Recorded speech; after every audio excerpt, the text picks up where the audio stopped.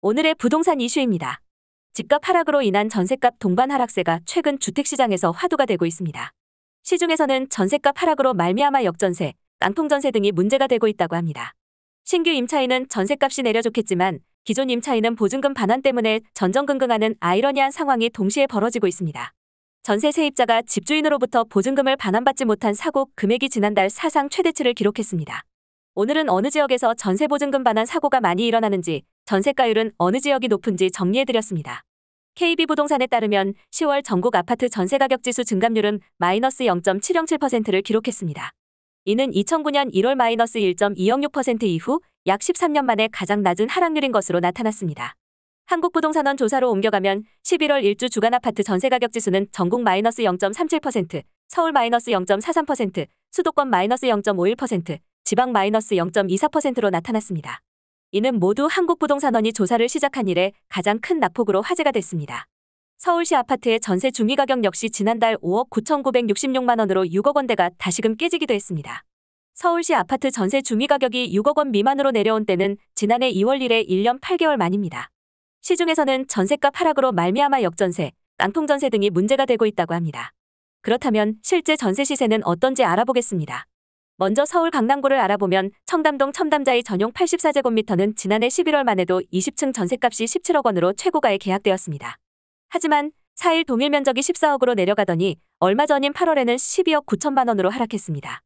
약 1년 만에 전셋값이 4억 원 이상 내려가며 소위 역전세 현상이 심화된 것입니다. 연예인 아파트로 유명한 성동구 성수동 트리마제 역시 전용 84제곱미터가 올해 7월 28억 원에서 10월에는 그보다 약 12억 원 내린 15억 7,500만 원의 계약이 체결됐습니다. 대구에서는 수성구 범어동 범어에일리니뜰의 경우 전용 84제곱미터의 전셋값이 8월 5억 5천만 원에 계약된 바 있습니다. 이는 지난해 7월 7억 6천만 원보다 2억 원 이상 내린 금액입니다. 세종시에서도 세롬동 새뜸 3단지 롯데캐슬 전용 84제곱미터가 얼마 전인 10월 2억 6천만 원에 전세 계약되면서 올해 2월 5억 원보다 2억 원 이상 하락한 모습을 볼 수 있었습니다. 최근 주택시장에서 전셋값이 급락한 이유 중 가장 큰 이유는 금리 인상에 의한 수요 감소를 들 수 있습니다. 금융권에 따르면 KB국민, 우리, 하나 등 시중은행의 전세대출 금리는 최저 4.9%, 최고 7.0%대에 달하는 것으로 알려졌습니다. 올 초 시중은행 전세대출 금리가 3.0에서 4.0%대였던 것과 비교하면 약 3.0에서 4.0%가 오른 셈입니다. 일례로 3.0%로 2억 원의 전세대출을 받으면 매달 약 50만 원의 이자가 나오지만 7.0%가 되면 약 100만 원으로 2배가 늘어나게 됩니다. 이러다 보니 전세 대신 차선으로 반전세나 월세를 선택하는 사람들도 늘고 있습니다. 여기에 11월 초 미국 중앙은행인 연방준비제도에서 기준금리를 또다시 0.75%나 올리며 국내 시장이 충격에 빠졌습니다. 연준의 이번 금리 인상으로 우리나라 역시 다시금 자이언트 스텝을 밟을 것이라는 예상이 나오고 있습니다. 현재 한은의 기준금리는 3.00%입니다. 일선에서는 연내 전세자금 대출 금리가 8%까지 오를 가능성이 높다고 예측하고 있습니다. 앞서 설명한 대로 금리가 오르자 이젠 이자 부담을 견디지 못한 임차인들이 전세에서 월세로 전환하는 일이 증가하고 있습니다. 이에 전세 매물은 나날이 적체하고 있습니다. 아실에 따르면 경북 83.7%, 제주 80.2%, 서울 53.5%, 충남 52.9%, 경기 51.3% 등 3달 전에 비해 전국적으로 전세 매물이 급증했음을 알 수 있습니다. 그뿐 아니라 한국부동산원 전국 전세수급지수는 올해 1월 96.4를 기록한 이래 지난 9월 87.6으로 매달 하락하고 있습니다. 반면 월세수급지수는 9월에는 99.6으로 1월 100.1보다 소폭 하락했지만 상대적으로 수요가 더 많은 모습을 볼 수 있습니다. 또한 KB부동산에 따르면 서울 아파트 전월세 전환율은 10월 3.28%로 전년 동기 대비 0.14% 상승했습니다. 아파트 월세 지수는 같은 시기에 98.2에서 104.8로 높아졌습니다. 얼마 전 직방이 애플리케이션 이용자 1,306명을 대상으로 한 설문조사 결과에 따르면 월세를 선호한다는 답은 42.6%로 2020년보다 2배 이상 늘었다고 조사됐습니다.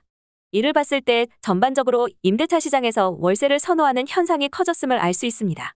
시중에서는 전셋값 하락만큼이나 역전세, 깡통전세 위험도 제기되고 있습니다. 역전세란 전세 시세가 계약 당시보다 하락해 집주인이 세입자에게 기존 보증금을 제대로 돌려주지 못하는 상황을 뜻합니다. 특히 갭투자로 집을 산 입대인은 기존의 집을 살 때의 대출의 퇴거자금까지 겹쳐 자금 부담이 상당할 수 있습니다. 신규 임차인은 전셋값이 내려 좋겠지만 기존 임차인은 보증금 반환 때문에 전전긍긍하는 아이러니한 상황이 동시에 벌어지고 있습니다. 한편 주택도시보증공사에 따르면 1에서 9월 누적보증 사고 금액은 총 6,466억 원으로 2021년 5,790억 원을 이미 넘어섰다고 합니다. 전세 세입자가 집주인으로부터 보증금을 반환받지 못한 사고 금액이 지난달 사상 최대치를 기록했습니다. 16일 한국부동산원이 부동산 테크를 통해 공개한 임대차 시장 사이렌에 따르면 10월 전국에서 발생한 전세 보증 사고 금액은 1,526억 2,455만 원이었습니다. 이는 9월 1,098억 727만 원 대비 39% 증가한 것입니다. 같은 기간 사고 건수는 523건에서 704건으로 34% 늘었고 사고율은 2.9%에서 4.9%로 2.0%포인트 올랐습니다. 보증사고 전체 704건 중 92.6%인 652건은 수도권에서 발생했습니다. 서울이 239건으로 가장 많았고 인천 222건, 경기 191건이 뒤를 이었습니다. 서울 25개 구 중에서는 강서구에서 93건의 보증사고가 발생하며 최다치를 기록했습니다.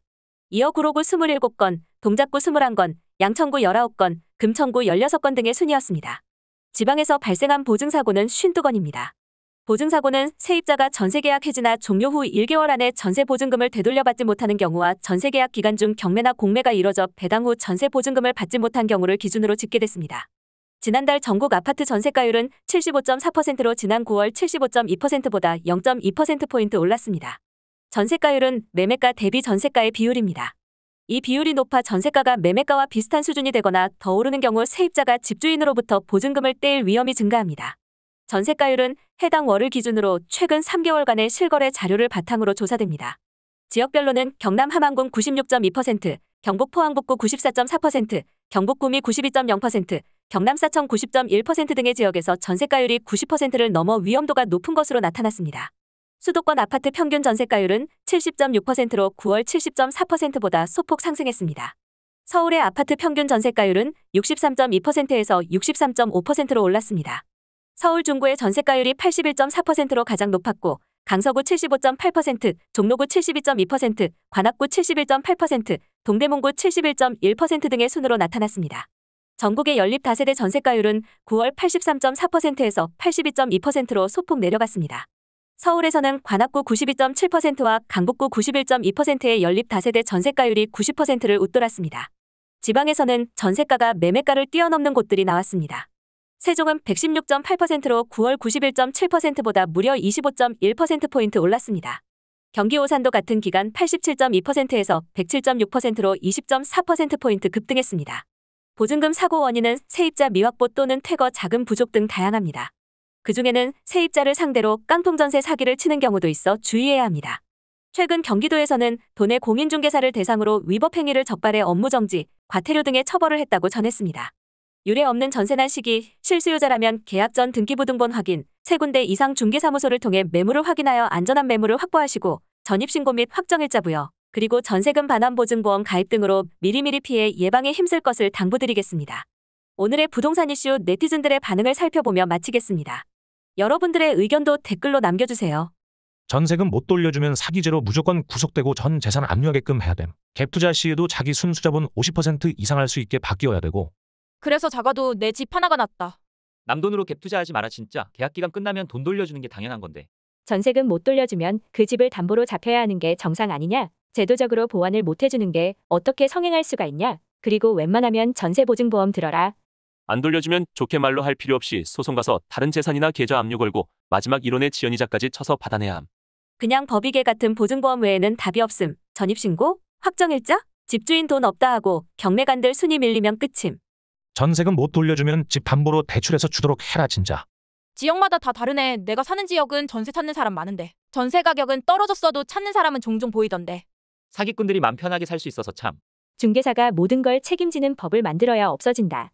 중개사 집주인 둘 다 처벌해야 함. 수수료 받으려고 수단 방법 가리지 않고 허위 매물 소개해주는데 애초에 중개사가 제일 문제입니다. 이걸 알아야 할 사람은 이걸 안 보고 이걸 알아볼 때면 이미 늦었음. 전세가 없어지면 괜찮으려나. 내가 이래서 전세 절대로 안 사모을세 아닌 매매다. 전세제도 폐지해라. 사기꾼들이 판을 치는 나라구먼. 사기에 대한 형벌을 강화해야만 한다. 전세 사기를 당한 사람이 바보 같다고 생각하실 수도 있지만 그만큼 허점이 많다는 게 전세 사기를 가능하게 한 거라 생각됩니다. 너무 과도한 빚으로 수익을 창출하겠다는 욕심이 이번 겹겹의 사태로 독이 되어 도로네요. 사기꾼만 평생 감옥에 썩게 해도 더 큰 대한민국 싹 가능하지만 그렇게는 안 하시겠지. 자기들도 한통속이라. 앞으로 나올 건축 허가 요건을 아주 까다롭게 해야 한다. 전세자금 대출도 50% 이내로 줄여야 한다. 피해자들은 죽을 때까지 금융 노예처럼 살아야 하는 것에 반해 사기꾼들은 고작 6년형일에 뭔가 한참 잘못되었다. 사기꾼들은 형량을 30년 이상 때려서 엄벌에 처해라. 여기까지 네티즌들의 반응이었습니다. 시청해주셔서 감사합니다. 여러분들의 의견도 댓글로 남겨주세요. 구독과 좋아요는 영상 제작에 큰 힘이 됩니다.